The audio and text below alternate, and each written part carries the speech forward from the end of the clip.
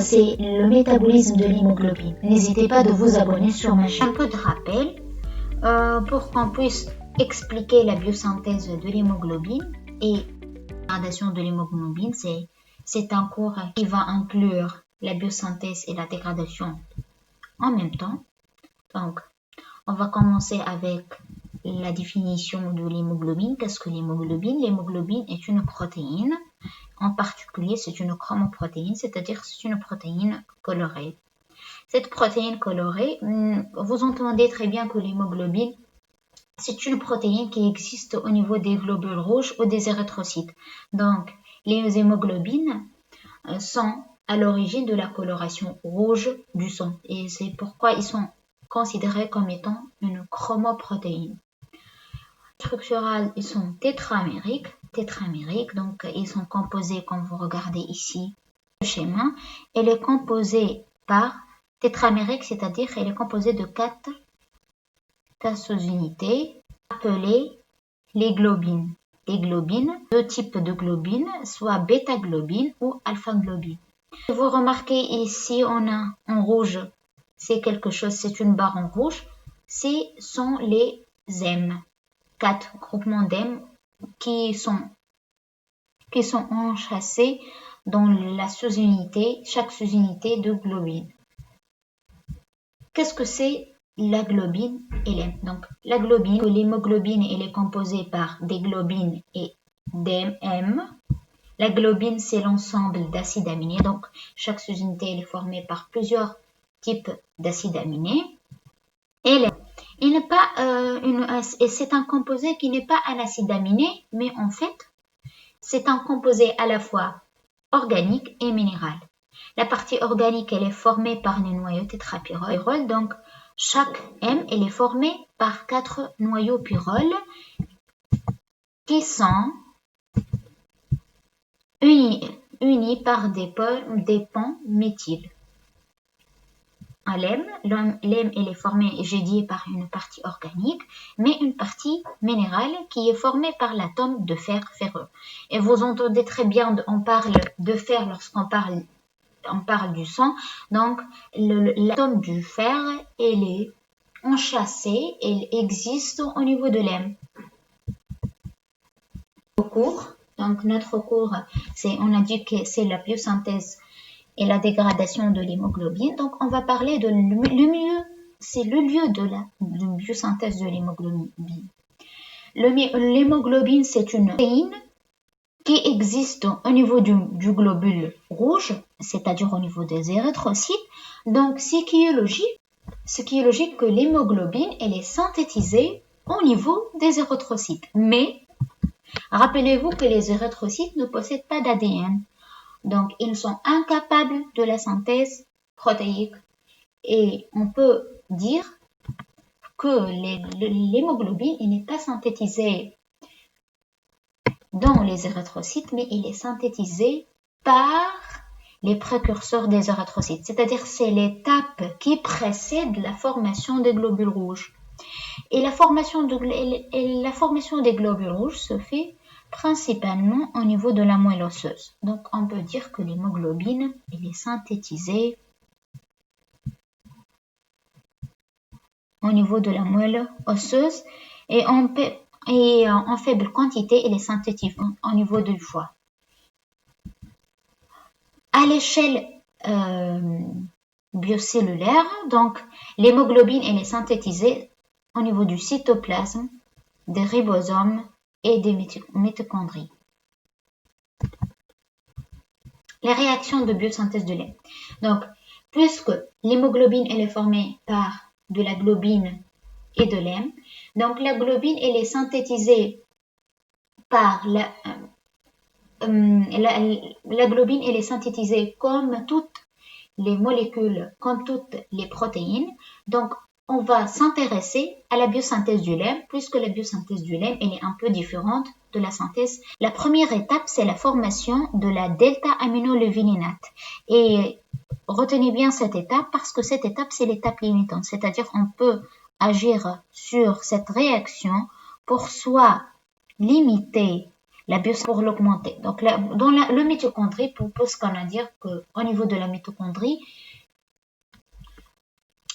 puisqu'on a dit que la biosynthèse de l'hémoglobine se fait au niveau de la mitochondrie, au niveau du ribosome et au niveau du cytoplasme.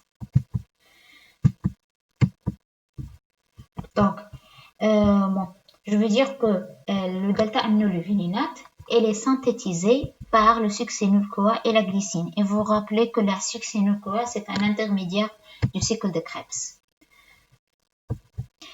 De la biosynthèse du lemme, donc on a ici au niveau de la mitochondrie, on va quitter après la mitochondrie. On a dit que la première étape, c'est la synthèse de la delta-aminoleuvininate au acide aminoleuvinéique, c'est la même chose.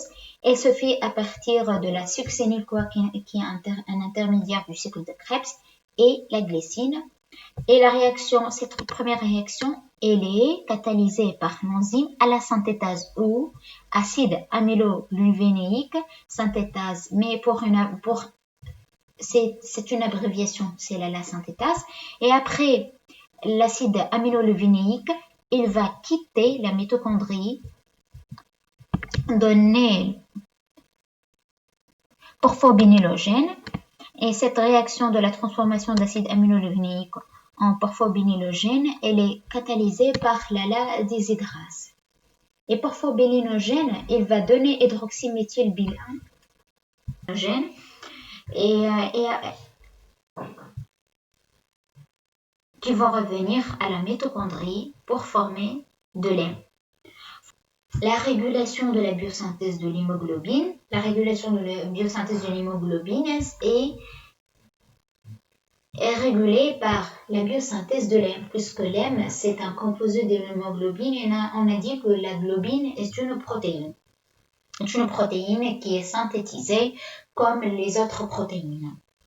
Donc, la réaction elle est régulée par la régulation de l'hème lui-même. Et puisque l'hème lui-même est un inhibiteur allostérique de l'enzyme delta-aminoleuvininate, ALA.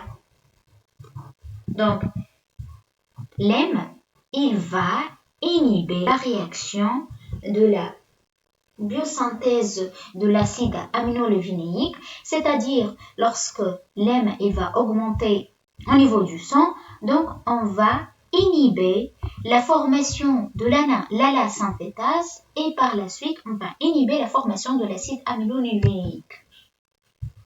Et la pression, lorsque la pression partielle en oxygène diminue, donc on va augmenter la biosynthèse, c'est-à-dire lorsque la quantité d'oxygène dans le sang elle va diminuer, on doit augmenter la synthèse de l'hémoglobine pour qu'on puisse compenser la perte en oxygène par le transport d'oxygène qui existe au niveau du sang. Donc, on va passer à la partie de la dégradation de l'hémoglobine. Donc, la dégradation, on a parlé de la première partie. On a parlé dans la première partie de la biosynthèse de l'hémoglobine. Et ici, dans la deuxième partie, on va parler de la dégradation de l'hémoglobine. Donc, on a dit que les hémoglobines, ils existent au niveau des érythrocytes. Donc, la dégradation des érythrocytes, elle va dégrader l'hémoglobine lui-même. Et par la suite, puisque l'hème est un composé de l'hémoglobine, donc il va être dégradé en un pigment biliaire. C'est très important cette information. Donc le cycle d'élimination de l'hème est un cycle hépatobiliaire. On va détailler après la dégradation de l'hème, mais je vais donner un aspect général. Et pour dissocier l'hémoglobine, on va dissocier la globine et l'hème.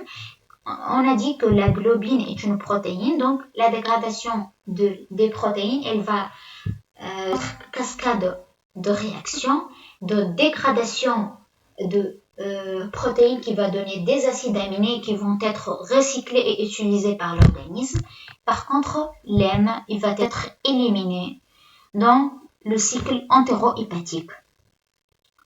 Donc, on a dit ici, comme j'ai dit que la globine est dégradée en acides aminés constitutifs qui vont être réutilisés ou éliminés. Donc, ils vont être réutilisés par l'organisme ou ils vont être éliminés par voie rénale puisque la majorité des acides hydrosolubles.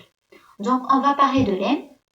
L'hème, il est transformé en bilirubine. Vous entendez assez bien d'un composé qui est appelé la bilirubine. La bilirubine, c'est un composé très indicatif pour évaluer la dégradation de l'hémoglobine et en particulier le processus de la dégradation des globules rouges. Donc, il va être formé et dégradé au niveau du système phagocytaire mononucléaire. Le système phagocytaire mononucléaire, ce sont les cellules immunitaires qui existent au niveau de la rate. Donc, on peut dire ici que la première étape de la dégradation de l'hème se fait au niveau de la rate. Ici, au niveau de la rate, donc on a l'hème dégradé en biliverdine et en fer. Puisque j'ai dit que l'hème, j'ai dit dès le début que l'hème elle est composée par une partie organique et une partie minérale. La partie minérale qui est composée par le fer, donc le fer il va être éliminé et peut-être il va être dissocié de l'hème et peut être utilisé et recyclé pour synthétiser d'autres globules rouges. Par contre, la partie organique va donner la biliverdine. La réaction de la transformation de l'hème en biliverdine, elle est catalysée par l'enzyme qui est l'hème oxygénase. Donc, on va former la biliverdine et la biliverdine va former la bilirubine libre. Et la réaction de la transformation de la biliverdine en bilirubine libre se fait par la biliverdine réductase. Donc,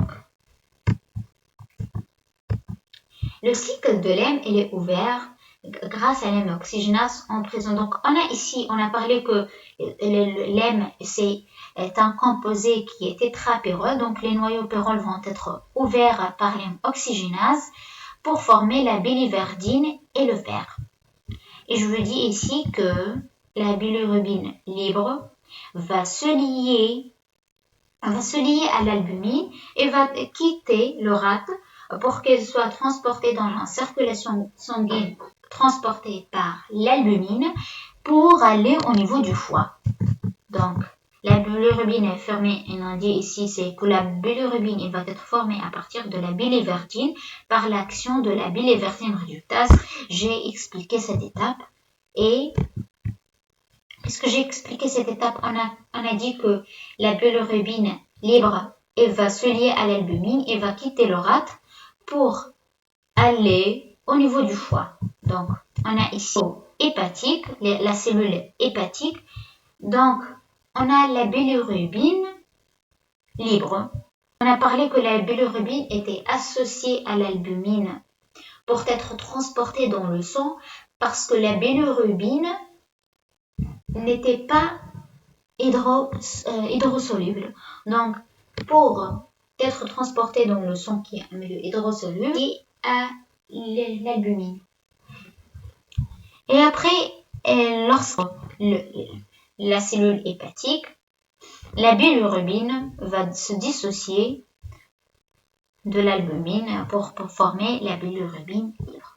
Donc la bilirubine libre, elle va subir une action de glycorination, c'est-à-dire elle va s'associer à l'acide glucorénique pour donner la bilirubine conjuguée. La différence entre la bilirubine libre et la bilirubine conjuguée, que la bilirubine conjuguée, elle est plus hydrosoluble. Puisqu'elle est peu hydrosoluble, donc on peut dire qu'elle va cheminer d'autres voies. Donc la bilirubine conjuguée ici, elle va être éliminée dans le cycle entérohépatique, c'est-à-dire elle va être stockée dans la bile, et après, elle va être libérée dans les intestins, et ici les intestins, donc la bilirubine conjuguée, après qu'elle ait été libérée par la bile, être libérée dans l'intestin, donc en urobilinogène, et l'urobilinogène, il va réabsorber par l'organisme, il va atteindre la circulation sanguine et par la suite, il peut être filtré par le rein en urobiline. L'urobiline, il va être éliminé par les urines. Et la partie qui n'était pas partie de l'urobilinogène, qui n'était pas absorbée par l'organisme, elle va être éliminée par la voie fécale en stercobiline. Donc, je peux dire que la bilirubine, elle est éliminée à la fois par une voie fécale et une voie rénale. Merci pour votre attention. Abonnez-vous sur ma chaîne.